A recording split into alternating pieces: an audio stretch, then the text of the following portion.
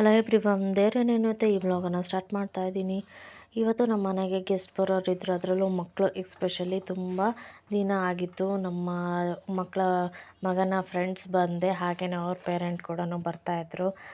ಹಾಗಾಗಿ ಏನಾದರೂ ಸ್ಪೆಷಲ್ ಮಾಡಬೇಕು ಅಂತ ಅಂದ್ಕೊಂಬಿಟ್ಟು ನಾನು ಮಕ್ಳಿಗೆ ಪ್ರಿಫರ್ ಮಾಡಿ ಸ್ಯಾಂಡ್ವಿಚ್ ಮಾಡೋಣ ಅಂತ ಇದ್ದೀನಿ. ಹಾಗೆ ದೊಡ್ಡವರಿಗೆಲ್ಲ ಮಂಡಕ್ಕಿ ಪಾಪಡ್ ಅಂತೆಲ್ಲ ಸ್ನ್ಯಾಕ್ಸ್ ಮಾಡೋಣ ಅಂತ ಇದ್ದೀನಿ. ಯಾಕೆಂದರೆ ಅವರು ಸಂಜೆ ಬರೋ ಟೈಮ್ನಲ್ಲಿ ಕಾಫಿ ಜೊತೆಗೆ ಟೀ ಜೊತೆಗೆ ಏನಾದರೂ ಸ್ಪೈಸಿಯಾಗಿ ಇದ್ದರೆ ತುಂಬ ಚೆನ್ನಾಗಿರುತ್ತಲ್ವ. ಯಾಕೆಂದರೆ ಇವಾಗ ಚಳಿಗಾಲ ಬೇರೆ ಇದೆ. ಹಾಗಾಗ್ಬಿಟ್ಟು ನಾನು ಮಕ್ಳಿಗೆ ಮಾತ್ರ ಸ್ಯಾಂಡ್ವಿಚ್ಚು, ಇವರಿಗೆಲ್ಲ ಸ್ಪೈಸಿಯಾಗಿರೋವಂಥದ್ದು ಟೀ ಜೊತೆ ಕೊಡೋಣ ಅಥವಾ ಕಾಫಿ ಜೊತೆ ಕೊಡೋಣ ಅಂತ ಪ್ರಿಫರ್ ಮಾಡಿ ಪ್ಲ್ಯಾನ್ ಮಾಡ್ಕೊಂಡಿದ್ದೀನಿ.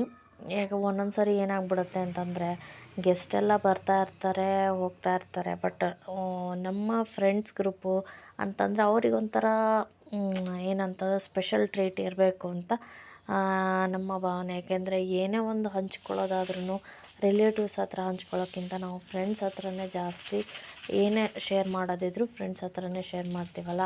ಹಾಗಾಗಿ ಅವರಿಗೆ ಒಂದು ಸ್ವಲ್ಪ ನಾವು ಬೇರೆ ಥರನೇ ನಮ್ಮ ಕೈಗೆ ಏನಾಗುತ್ತೋ ಅದನ್ನು ನಾನು ಟ್ರೀಟ್ ಮಾಡಬೇಕು ಅಂತ ನನ್ನ ಭಾವನೆ.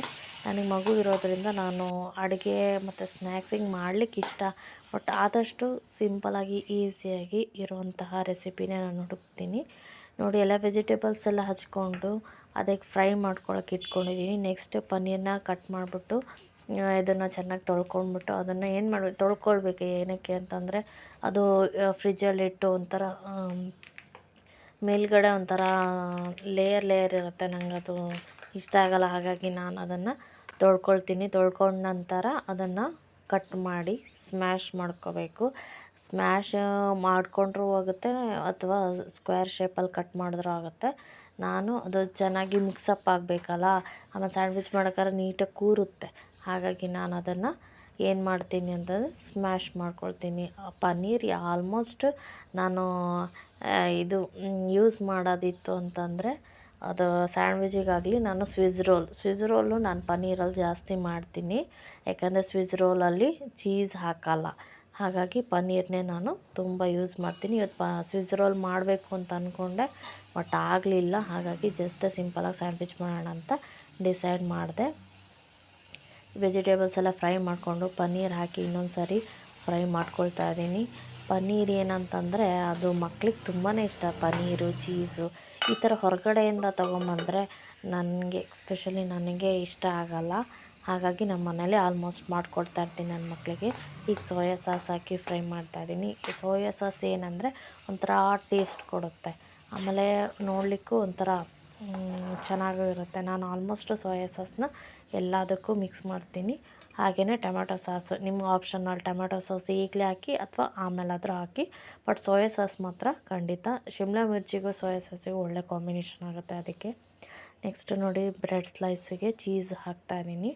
ಆನಂತರ ಫ್ರೈ ಮಾಡಿರೋಕ್ಕಂಥ ಮಸಾಲ ಇರುತ್ತಲ್ಲ, ಪನ್ನೀರ್ ಮಸಾಲ, ಅದು ಕೂಡ ಹಾಕಿ ಇದಕ್ಕೆ ನೀವು ಈ ಥರನ ಸ್ಲೈಸ್ ಮಾಡ್ಕೊಂಬಿಟ್ಟು ಇದಕ್ಕೇನು ಮಾಡ್ತಾರೆ ಅಂತಂದರೆ ಬೇರೆಯವರು ಕಾರ್ನ್ಫ್ಲೋರ್ ಇರುತ್ತಲ್ಲ, ಕಾರ್ನ್ಫ್ಲೋರಲ್ಲಿ ನೀರಲ್ಲಿ ಹಾಕ್ಬಿಟ್ಟು ಸೈಡಿಂದೆಲ್ಲ ತೆಗೆದ್ಬಿಟ್ಟು ನೀರಲ್ಲಿ ಹಾಕಿ ಕಾರ್ನ್ಫ್ಲೋರ್ ಮೇಲೆ ಎದ್ದು ಹಾಕಿ ಇದೇನಂತಂದರೆ ತವಾದಲ್ಲಿ ಫ್ರೈ ಮಾಡ್ತಾರೆ. ಬಟ್ ನಾನು ಅದು ಇವತ್ತು ಮಾಡಿಲ್ಲ.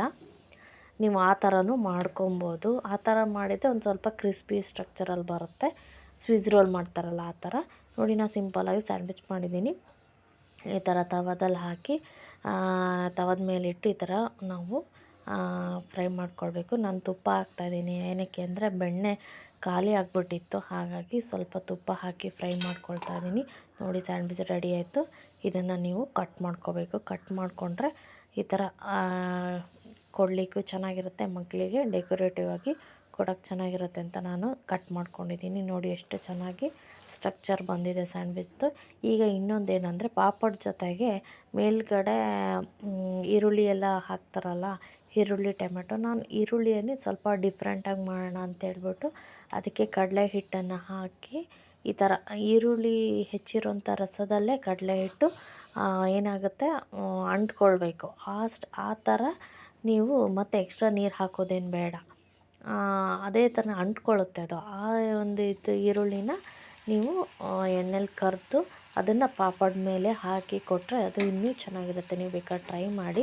ಬಟ್ ನಾನಿಲ್ಲಿ ಏನು ಮಿಸ್ಟೇಕ್ ಮಾಡಿಬಿಟ್ಟಿದ್ದೀನಿ ಅಂತಂದರೆ ಈರುಳ್ಳಿನ ಸಣ್ಣ ಹೆಚ್ಕೊಂಬಿಟ್ಟಿದ್ದೀನಿ.